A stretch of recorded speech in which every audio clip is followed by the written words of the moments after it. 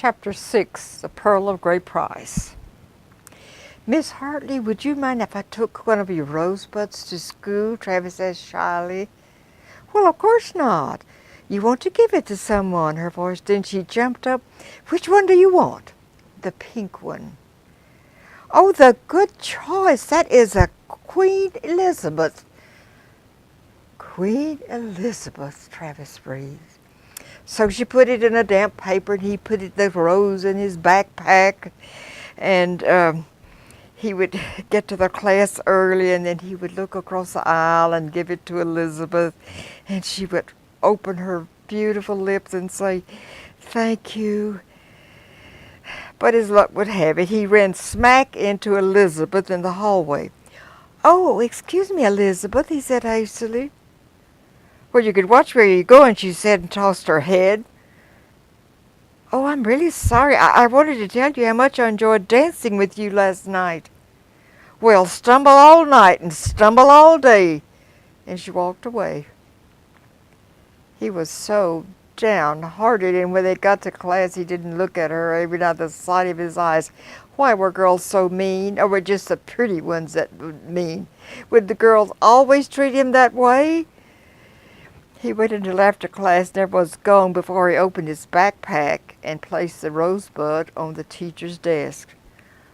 "Well, Travis, it's been years since anyone gave me a rose," Miss Glover said as she eyed him, her gray eyes glistening. And Travis felt so ashamed that he was just getting rid of the rose. He was not really giving it to her. Well, after practice, Art asked him if he would like to go for exploring along the riverbank. And they could take their clothes off and go for a swim. And we'll be home before dark, Art said. So they went swimming in the Concho River, which is a beautiful West Texas river. And Travis had never been along one that flowed like this before, but they were under great pecan trees. Frogs were jumping in and out of the water, and they were having a really good time. Dragonflies perched on the grass.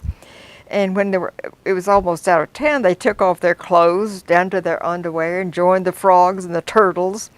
And somehow Travis's sorrows kind of melted away in this water that he was enjoying at the time. He relaxed and floated on his back, watching the autumn sky through the mesquite trees. Then he stood up on shore and he put his head underwater and reached down to pick up something that his foot was on. His hand came up with a mussel shell, the biggest one he had ever seen. "Look, Art, at this big shell." "There may be a pearl in it, Travis."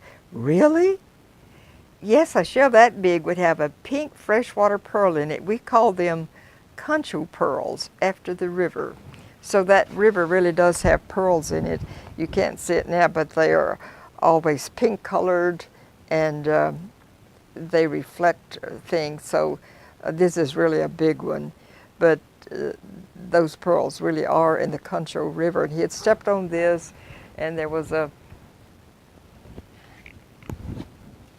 when he broke open the mussel, there it was. And they came up on the riverbank and got it open, and there it was, a beautiful thing that it was large, shaped like a pearl, the color of Queen Elizabeth's rosebuds.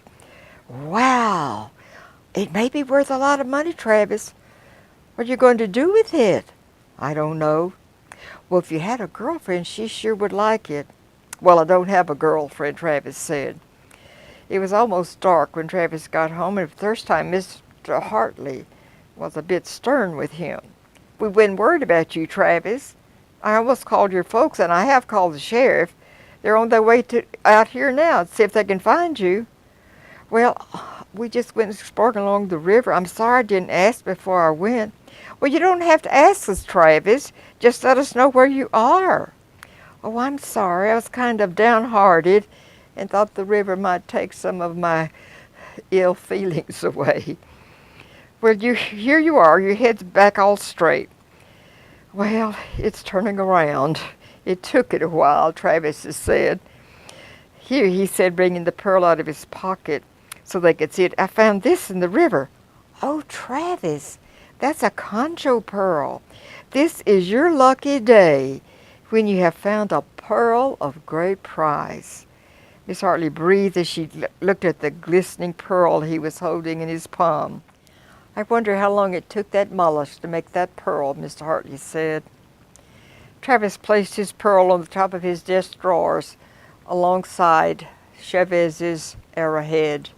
He thought about Chavez as he placed it there and where it might be now, and if Chavez had found any pearls at all, or if his pasture had indeed been any greener.